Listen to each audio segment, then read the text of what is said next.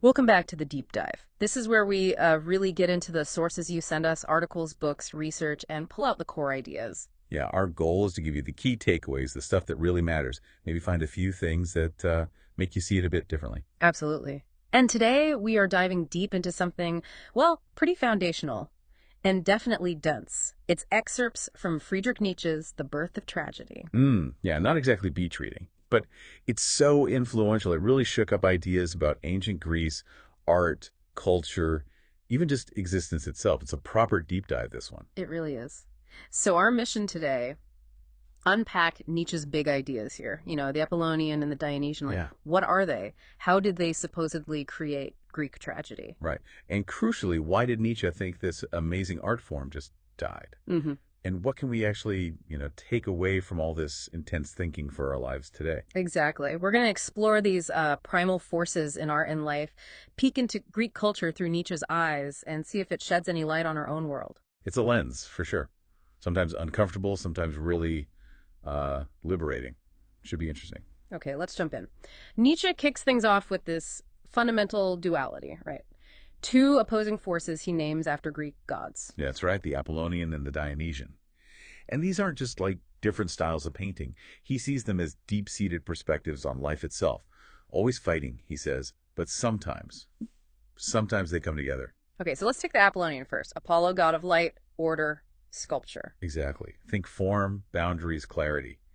Nietzsche links it to what he calls the principium individuationis, the thing that makes you, you, and me, separate individuals. So it's about separation, definition. Yeah, in art, it's sculpture, architecture, things with clear shapes, beautiful forms. He connects it to dreams, too, but the clear, image-filled kind of dream. It's the world of appearance, of beautiful illusion, but structured. Right. So Apollo gives us this world of distinct, beautiful things. Order, logic, individuality. Even if it's an illusion, it's a necessary one. Kind of, yeah. It's the principle of measure, restraint. It defines the individual. And then boom, the total opposite, the Dionysian. Completely opposite, Dionysus, god of wine, music, ecstasy. If Apollo builds boundaries, Dionysus dissolves them. It's about losing yourself, merging back into this primordial unity he talks about. Like losing yourself in music or a crowd. Exactly that. He sees music as its purest expression, bypassing appearances to hit you with the raw feeling of existence, the joy, but also the suffering. It's intoxication, frenzy, the breakdown of the individual ego. Wow. Sounds intense. Terrifying, maybe, but also freeing. Both, absolutely. It's excess, chaos, suffering, yes, but also this profound, maybe terrifying truth about interconnectedness. It's the wild energy underneath the Apollonian order. And you said these aren't just art concepts, but ways of being. Yes, fundamental forces. Apollo lets us function as individuals in an ordered world. Dionysus pulls us back to the chaotic, unified core. They're always in tension. But Nietzsche argues that when they achieve a unique balance, something incredible happens. And that incredible something was Greek tragedy. A metaphysical miracle, he calls it. How did these opposites possibly combine to create that? Well, Nietzsche's argument, which was pretty radical, is that tragedy grew directly out of the Dionysian element, specifically the tragic chorus. Tradition suggested early tragedy was only the chorus. Wait, the chorus was the main event? Not just background commentary. That really flips how I usually think about plays. It does, doesn't it? And he puts huge weight on the setter chorus. He says they weren't just guys in costumes. They were representing primal man, this fictitious natural being. Okay, hang on. A living wall against the assault of reality. How is a mythical satyr more truthful than, a regular person? That's the core of it. Nietzsche suggests the man of culture is wrapped up in conventions, illusions the comfortable Apollonian surface. The satyr, though, exists in a world defined by myth and ritual, closer to nature, closer to the suffering god Dionysus. So closer to the raw underlying reality. In Nietzsche's view, yes. They represent existence more truthfully because they tap into that deep, shared, pre-individual experience. They embody primal emotions, the fundamental pain and joy before Apollo carves everything up. Okay, so the chorus, the satyrs, that's the Dionysian heart. Dissolution, primal truth, suffering. So where does the Apollonian fit into the tragedy? That comes in with the dialogue, the plot, the individual characters like Oedipus or Prometheus, the spectacle on stage. Yeah. That's the beautiful Apollonian form, the structure, the world of appearance that's built around that Dionysian core. Like giving shape to the formless. Yeah. Containing the chaos. Perfectly put. The individual heroes are like Apollonian projections emerging from the Dionysian chorus. They're the clear, distinct figures that let the audience witness the terrifying Dionysian truths without being completely overwhelmed. Right. And the result of this weird mix is metaphysical comfort. Still sounds odd for tragedy. Yeah, it's not comfort like everything's okay. It's deeper. Nietzsche says even when you see horrifying suffering, the hero destroyed, the overall effect leaves you feeling that life itself is indestructibly powerful and pleasurable. How? Through the Dionysian music and the feeling from the chorus, you sense the eternal unified life, the primordial one, behind all the individual destruction. You see the individual perish, but feel the undying energy of existence itself. It's an affirmation of life, including its horrors, as part of a bigger cosmic drama. Okay, so the Apollonian form, the story, the characters, makes the terrifying Dionysian truth watchable.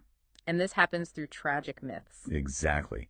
Myths are the symbols for this deep Dionysian wisdom, presented in an Apollonian way. The stories give structure to these profound, often scary insights. The source mentions Prometheus, man versus God. Yeah, Nietzsche sees Prometheus stealing fire, creating as representing that human drive to build culture to shape the world. That's Apollonian striving. But it's also inherently rebellious boundary breaking, which touches the Dionysian. And in Aeschylus's version, Prometheus learns through suffering. It symbolizes, for Nietzsche, the artist's journey, gaining wisdom and creative power, but at great personal cost, like bringing fire, but getting chained to a rock for it. Gives that myth a whole different feel. And then Oedipus solves the riddle, peak Apollonian intellect, right? Yeah. But then catastrophe. Right. The Oedipus myth, for Nietzsche, whispers something really disturbing. That ultimate wisdom, especially the Dionysian kind that sees through illusions, might be an unnatural abomination. How so? Oedipus's sharp mind solves the puzzle, but in doing so, he breaks the most sacred natural laws, killing his father, marrying his mother. It suggests that uncovering the deepest truths can actually dissolve the very foundations of individual identity and social order. It's a crime against nature. Whoa. So seeking truth can destroy you. That's dark. It is. But Nietzsche finds something else there, too. He talks about Greek cheerfulness in Sophocles' Oedipus. It's not happiness, though. It's like a luminous spot, a moment of Apollonian beauty and clarity projected after looking into the abyss. So the art itself makes the horror bearable. Exactly. Sophocles' artistry allows us to see the horror, the Dionysian truth, but shapes it with Apollonian beauty so we aren't destroyed by it. We can face the abyss because the art holds it for us. Okay, so this amazing balanced Apollonian form, Dionysian truth, created tragedy, but it didn't last.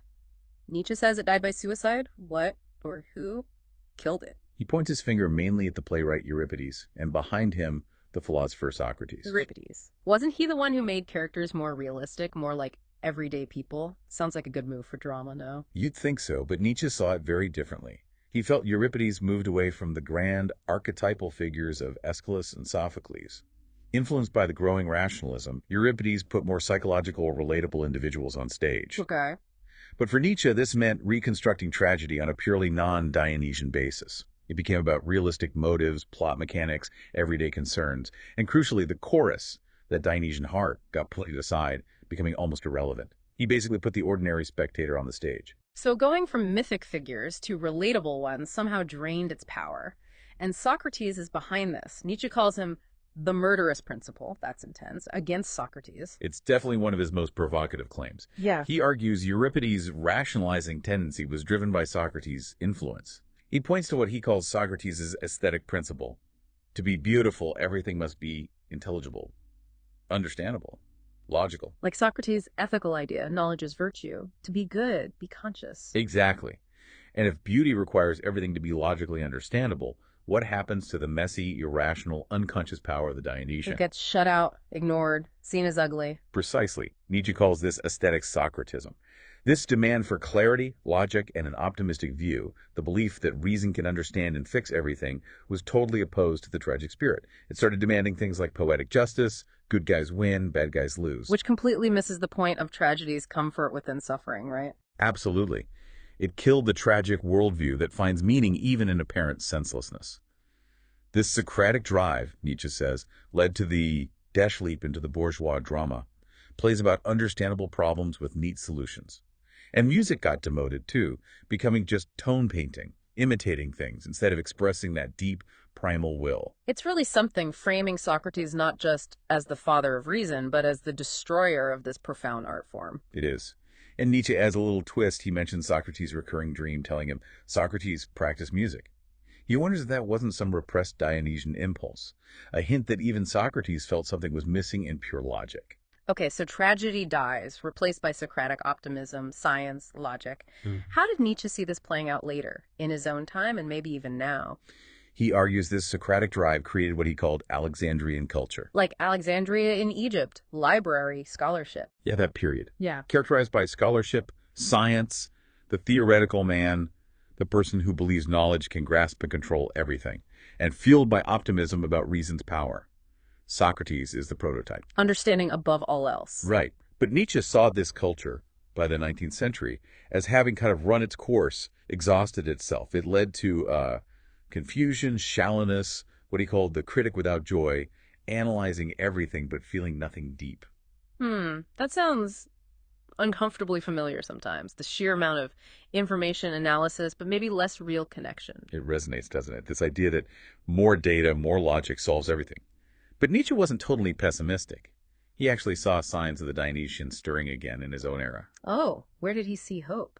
Mainly in German music. Bach, Beethoven, and especially his contemporary Wagner. He felt their music came from those unfathomable depths, speaking a language logic couldn't fully capture, the Dionysian core. And also in German philosophy, particularly Schopenhauer, who emphasized the will, suffering, the irrational challenging, that pure scientific optimism, offering a more, well, tragic view of life. So music and philosophy were pushing back against the purely theoretical. Yeah, he saw them as holding the potential for a rebirth of tragedy, a new kind of culture, a tragic culture that could integrate both Apollonian form and Dionysian truth again.